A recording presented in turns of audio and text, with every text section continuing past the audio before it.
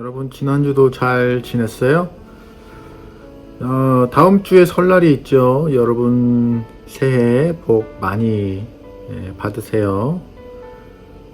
자, 오늘 하나님의 사람 다윗의 이야기 네 번째 시간이죠. 자, 오늘은 다윗의 어떤 이야기를 우리가 해볼까요? 지난주에 목사님이 다윗 하면 늘상 떠오르는 다른 한 사람이 있다고 했어요. 누구였죠? 바로 골리앗이죠.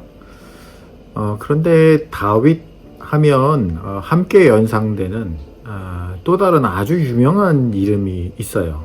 여러분 혹시 들어봤는지 모르겠는데 골리앗의 경우는 별로 안 좋은 경우죠. 왜냐하면 다윗과 싸운 사람이고 또 하나님을 모독했던 이방인 장군이었으니까요. 오늘 이야기할 사람은 매우 좋은 의미에서 유명한 이름이에요. 성경에서 소개하는 아주 아름다운 우정에 대해서 말씀한 대표적인 인물 바로 요나단입니다. 그래서 다윗과 요나단 이 두 사람이 굉장히 연관된 사람들로서 굉장히 유명한 이름들이라고 할 수 있어요. 자, 먼저 본문인 사무엘상 18장 1절부터 4절을 읽고 오늘 이야기를 시작해 볼게요. 오늘도 이렇게 함께 말씀 나눌 수 있도록 허락해 주신 하나님께 먼저 감사드리고요. 오늘 주신 귀한 말씀 함께 읽어 보겠습니다. 다윗이 사울에게 말하기를 마침에 요나단의 마음이 다윗의 마음과 하나가 되어 요나단이 그를 자기 생명같이 사랑하니라. 그날에 사울은 다윗을 머무르게 하고 그의 아버지의 집으로 다시 돌아가기를 허락하지 아니하였고 요나단은 다윗을 자기 생명같이 사랑하여 더불어 언약을 맺었으며 요나단이 자기가 입었던 겉옷을 벗어 다윗에게 주었고 자기의 군복과 칼과 활과 띠도 그리하였더라. 아멘. 자, 지난주 우리가 다윗과 골리앗의 싸움에 대한 이야기를 했는데요. 이 일로 말미암아 다윗은 이스라엘의 영웅으로 명성을 얻게 됩니다. 그러나 이 사건이 있기 전까지만 해도 다윗은 어떤 사람이었어요? 가축을 치던 목동이었고, 그리고 그 다음에는 왕의 신경쇠약을 치료하기 위해 고용된 수금 타는 소년에 불과했습니다. 그가 왕궁에 들어올 때는 깨끗한 옷을 입고 왔겠지만 오랜 기간 양을 치고 가축을 치던 그런 삶을 살았기 때문에 이미 다윗의 몸에 배어있던 양치던 냄새는 아마 감출 수가 없었을 거예요. 요나단이 볼 때, 왕자인 요나단이 볼 때 다윗은 목동이라는 하찮은 직업에서 왕의 비서 역할로 갑작스럽게 출세한 시골 청년에 불과했습니다. 아버지에 대한 불편한 마음이 있었던 터라 다윗도 요나단의 눈에 그다지 좋게 보일 리가 없었죠. 어쨌든 분명 다윗은 요나단의 관심 밖의 인물이었습니다. 골리앗과의 사건 이전까지는 말이죠. 그런데 뜻밖에도 전쟁터에서 다윗을 보게 되었어요. 더 이상 이스라엘에는 여호와 하나님을 의지하는 사람이 없어 보였어요.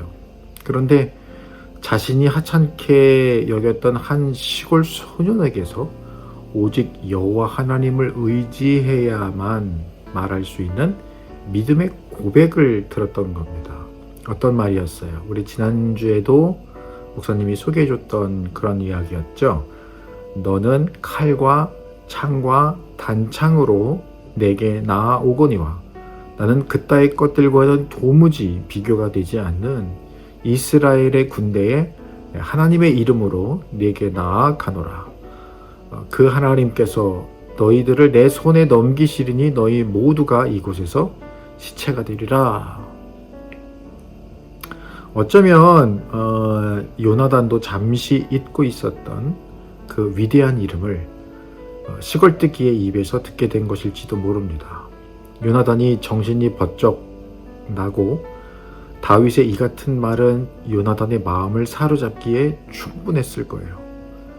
골리앗의 흥분되고 성난 고함 소리를 너무나 당연하다는 듯이 물맷돌 한 개로 잠재워버린 다윗을 보면서 자신은 물론 하나님을 잊고 지낸 이스라엘 모두가 이번 기회를 통해서 통회하고 하나님 앞에서 회개하고 자기들의 잘못을 뉘우쳐서 돌이키는 삶을 살아야 한다고 생각했을지 몰라요. 왜냐고요?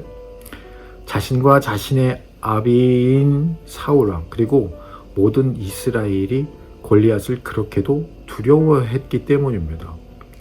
오직 온 이스라엘 가운데 다윗만이 그를 두려움의 존재로 보지 않았어요.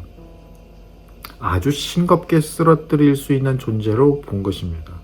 그가 유일하게 하나님을 통해서 그 전쟁을 볼 수 있었기 때문이죠. 어쩌면 요나단은 하나님을 의지하며 자신이 치렀던 이전의 전쟁을 생각해냈을지도 몰라요. 그 역시도 아예 승리의 가능성이 제로에 불과했던 전투를 오직 여호와 하나님의 이름으로 승패를 뒤집어놨던 예가 있었거든요. 왕자 요나단은 그래서 다윗을 다시 보기 시작합니다. 양을 치던 시골 청년이 출세해서 왕궁에서 생활하는 것으로 더 이상 보지 않았어요. 단순히 수금 타는 녀석이 아닙니다. 요나단에게 다윗은 자신 속에 잠자고 있던 영성을 일깨워주는 동반자로 하나님을 사랑하는 시대의 인물로 보여줬을 거예요. 이 시대에 하나님을 의지하는 사람이 남아있음을 요나단은 다윗을 통해서 발견한 거예요. 1절 말씀을 보니까 요나단의 마음이 다윗의 마음과 연락되어 그를 자기 생명같이 사랑하게 되었다라고 말씀하고 있습니다. 신분이 다를 수 있습니다. 배운 수준이 다를 수 있습니다. 가진 재산의 차이가 있을 수 있습니다. 그래서 같은 테이블에 앉아서 음식을 먹기도 서먹서먹한 다른 수준의 삶을 살 수도 있겠죠. 그런데 신앙이란 그런 것과 아무런 상관이 없습니다. 그리스도 예수 안에 있는 사람은 어떤 것으로도 차별과 구분이 없습니다. 왕자와 목동이 어우러집니다. 마음이 통해요. 최고의 학위를 가진 자와 배우지 못한 자가 함께 이야기 나누며 서로 교통할 수 있습니다. 가진 자와 그렇지 못한 자가 어울릴 수 있습니다. 신분, 지식, 재산과 같이 사람이 만들어 놓은 것으로 침해되거나 방해되지 않는 관계가 바로 영적 공동체의 한 몸을 이룬 사람들입니다. 그런 초월적인 모임을 교회라고 하는 거예요. 구한말에 왕자였던 사람이 자신에게 복음을 전해준 마부에게 자기의 말을 관리하고 치던 사람에게 오랜만이요 형님 그간 평안하셨소? 라며 안아준 실제 일화는 과연 주님 안에서의 관계가 어떤 것인지를 보여준 좋은 예가 될 것입니다. 교회는 건물이 아니에요. 조직도 아니에요. 왕자가 자기 말을 관리하고 몰던 하인에게 복음을 전해주어 감사한다고 형님이라고 인사를 건네고 왕자가 목동이었던 사람을 통하여 하나님을 발견하고 내가 이 사람과 평생 친구해야겠다라며 마음을 나누는 그런 관계가 맺어지는 것이 교회입니다. 그리고 그 가운데에는 반드시 예수 그리스도께서 계십니다. 그분이 개입하십니다. 그럴 때 이런 일들이 가능해지는 것이죠. 기도하겠습니다. 사랑의 주님, 우리가 아는 교회는 어떤 조직이나 건물, 그래서 그 안에서 예배를 드리는 어떤 단체, 이런 것들로 생각하기가 쉽습니다. 그러나 우리 사랑하는 친구들이 알아야 될 일, 교회란 예수 그리스도의 이름으로 많은 이들이 모여서 서로 환경도 틀리고 또 자란 배경도 다르고 배움이나 소유의 그런 모든 문제들도 다 다른 사람들이 모여서 예수 그리스도 이름 까닭에 하나로 어우러지는 것이다 라는 것을 오늘 말씀을 통해서 가르쳐 주신 줄 믿습니다. 우리 사랑하는 친구들도 이것을 깨닫고 왕자였던 요나단과 목동이었던 다윗이 정말 죽음도 갈라놓을 수 없는 그러한 우정을 나누는 친구가 되었던 것처럼 우리 안에도 그런 사랑이 꽃피게 하시고 그런 사람들을 만나게 하시고 그래서 서로를 통해서 하나님을 발견하게 되고 서로 영적 도전을 나누게 되는 그런 귀한 관계 될 수 있도록 하나님 도와주세요. 오직 예수 그리스도의 이름이 그것을 가능케 할 줄로 믿습니다. 오직 우리 예수님만 영광 받으시는 그런 우리의 교회 또 우리의 삶이 되도록 하나님 도와주세요.